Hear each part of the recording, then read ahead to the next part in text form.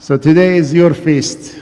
Congratulations. May the Virgin Mary be always your protector and your intercessor to our Lord and her Son.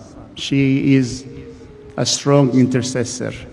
We have to use that, to benefit from that. Some people would tell you, well, how does she benefit you? She has finished her task.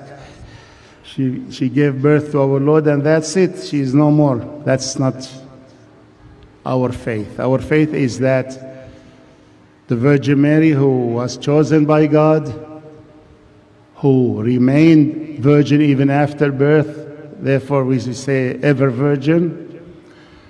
She is not dead.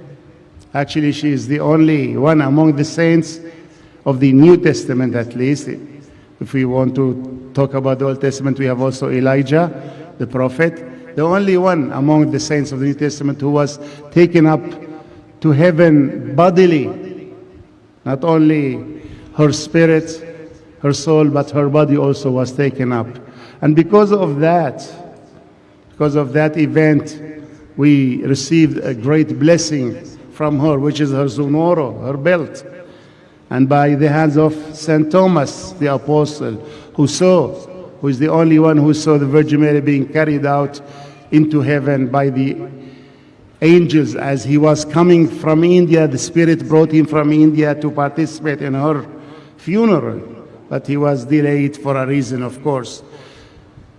He was delayed, so when he approached the entrance of Jerusalem, outside Jerusalem, he saw this divine scene, the angels carrying the body of the Virgin Mary up to heaven. And then when he saw that, he asked for a blessing from her. And also, he asked for an evidence to show the apostles, his brothers. Then her belt was thrown into his hands. He took it and went inside Jerusalem. And when he met the rest of the apostles, asked them about the mother of the Lord. They told him she died. We buried her. We couldn't wait. Then he told them about his scene, what he saw. And they rushed into the tomb where she was buried. They opened and they did not find her body. Therefore, the church from early on believes in her ascension into heaven with the body. And we have a beautiful hymn in the church in Syriac. I don't know whether it should be in Malayalam too. I'm going to sing it. Those who know Syriac will help me, which expresses this dogma, this belief. En farech rahiq minan qadishto slawotech amanin b'chol edonin lau haylo kasyo danhith washrobech إذ كشف لقدشته رحم علينا.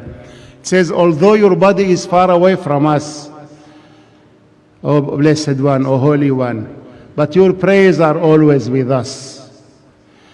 Intercede, pray to the only begotten who was born of you, that he may have mercy on us. So this dogma is in the church from the early centuries. It didn't come to us recently, as some people like to think, influenced by the Western or by the Catholic. No, this teaching was in our church from early on. So this is our faith, that the Virgin Mary was taken up to heaven and she intercedes for us. She is alive, because no person, no believer, even though departs this world, dies. Death is the spiritual death, not the physical death. Physical death is separation of body and soul. But the spiritual death, which is separation from God, that's the real death. And no saint and no Christian, no believer dies forever, but actually moves, changes, transferred from death unto life. These are the words of the Lord in the Gospel of St. John. Therefore, important for us to always contemplate the life of the Virgin Mary, learn from her, but ask also for her intercession in our lives.